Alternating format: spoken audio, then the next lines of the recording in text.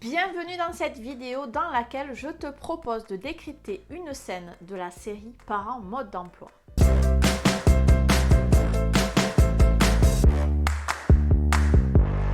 Je me présente, je m'appelle Tilda Cassan, je suis spécialiste de la relation parent-enfant.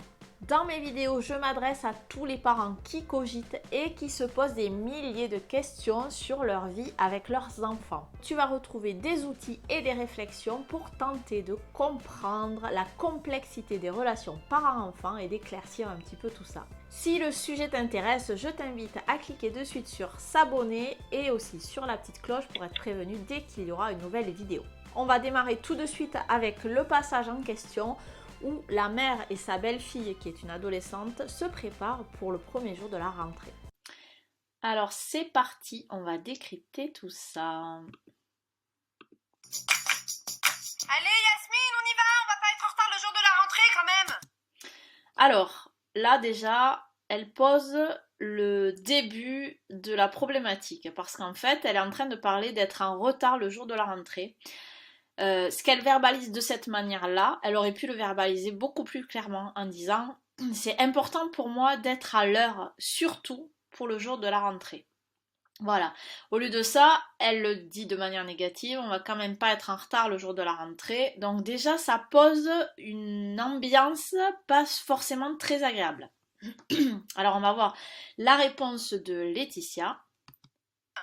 C'est l'enfer, j'ai rien à faire. Alors, quand elle dit c'est l'enfer, j'ai rien à me mettre, donc là elle râle et elle dit probablement qu'elle a rien à se mettre alors que son armoire est probablement pleine, mais le problème n'est pas vraiment là, c'est qu'il faut le voir, il faut voir ça comme un langage codé, c'est-à-dire qu'au lieu de dire ma tenue elle me va pas, j'avais vraiment envie d'être au top le jour de la rentrée, ou je me sens pas bien dans ma peau, ou peut-être je suis stressée parce que c'est mon premier jour d'école, eh bien elle va l'exprimer en disant qu'elle a rien à se mettre. Donc là, il faut vraiment y voir un langage codé de la part de la fille qui s'appelle Laetitia. La réponse de la belle-mère.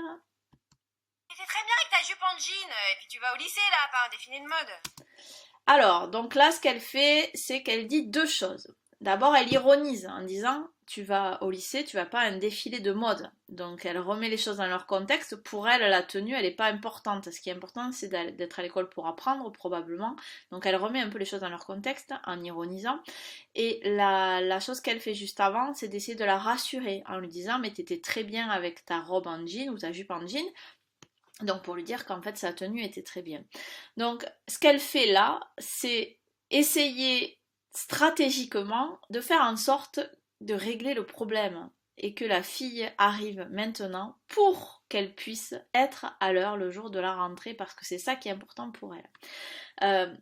En faisant ça, je vais en reparler à la fin, mais elle règle pas le problème parce qu'au départ, la fille a un problème au niveau de ses vêtements.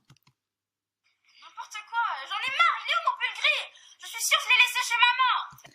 Alors là, voilà, n'importe quoi, il est où mon pull gris, je suis sûre que j'ai laissé chez maman. Là, c'est l'escalade des problématiques. Donc elle a un problème de tenue, et puis là, elle est en train de faire référence à sa mère et au fait qu'elle a peut-être laissé des affaires chez elle, qui est peut-être un problème récurrent puisque les parents sont séparés.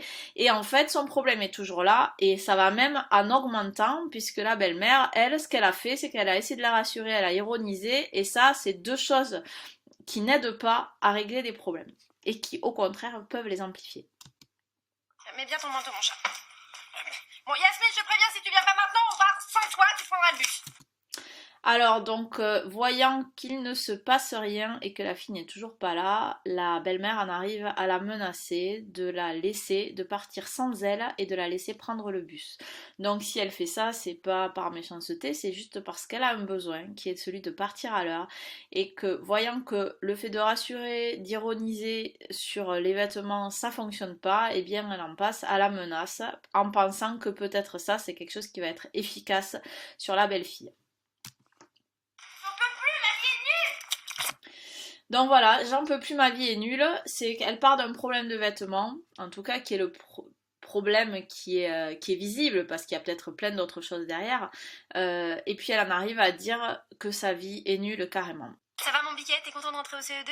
Bof, le temps qu'Yasmine soit prête, j'aurai l'âge de rentrer en 6ème. Dans cette scène, on peut relever 3 points hyper importants pour éviter que le ton monte ou de déclencher un conflit. La première chose, c'est que pour la belle-mère, c'est hyper important de partir à l'heure. Alors, cette importance-là et ce besoin d'être absolument à l'heure, il peut être exprimé avant le moment de partir. Ça peut être la veille ou au moment du petit déjeuner, mais en tout cas, ce qui est important, c'est de dire clairement: pour moi, c'est super important le jour de la rentrée d'arriver à l'heure. De cette façon, on évite de le dire à un moment où tout le monde est dans le stress et on va plutôt l'exprimer dans un moment calme où tout le monde est attentif. On sera beaucoup plus sûr du coup que notre besoin soit véritablement entendu. La deuxième chose, c'est que dans cette scène, la belle-mère ne s'exprime pas de manière claire et authentique. Ce qu'il faudrait, c'est plutôt qu'elle exprime: c'est vraiment l'heure pour moi d'y aller et j'ai vraiment besoin d'être à l'heure aujourd'hui, tout simplement. Au lieu de ça, elle va ironiser et elle va essayer de rassurer la belle-fille et ça, c'est pas forcément une communication très claire. Et le troisième point important, c'est que la belle-fille a un problème lié, en tout cas en surface, à ses vêtements et que ce problème n'a pas été entendu par la belle-mère. Et un problème qui n'est pas entendu va avoir tendance à s'amplifier. Car en l'amplifiant, on pense probablement qu'il va être mieux entendu. Voilà, c'est la fin de cette séance de décryptage. Je te propose tout de suite, si tu ne l'as pas déjà fait, de télécharger le guide incontournable du parent génial. Tu vas retrouver dans ce guide plein d'astuces pour ton quotidien en famille, pour que ça soit un kiff total. Et aussi un gros dossier sur les écrans, sur comment reconnaître l'addiction aux écrans et comment s'en débarrasser si vraiment c'est trop présent à la maison. Et si toi aussi tu te sens l'âme d'un parent qui cogite, rejoins-nous sur Facebook, sur la page Parents qui cogitent. Tu vas retrouver le lien dans la description. Et si cette vidéo t'a plu, n'hésite pas à commenter, partager et liker, ça m'aide beaucoup et ça peut évidemment aider beaucoup de parents. Salut!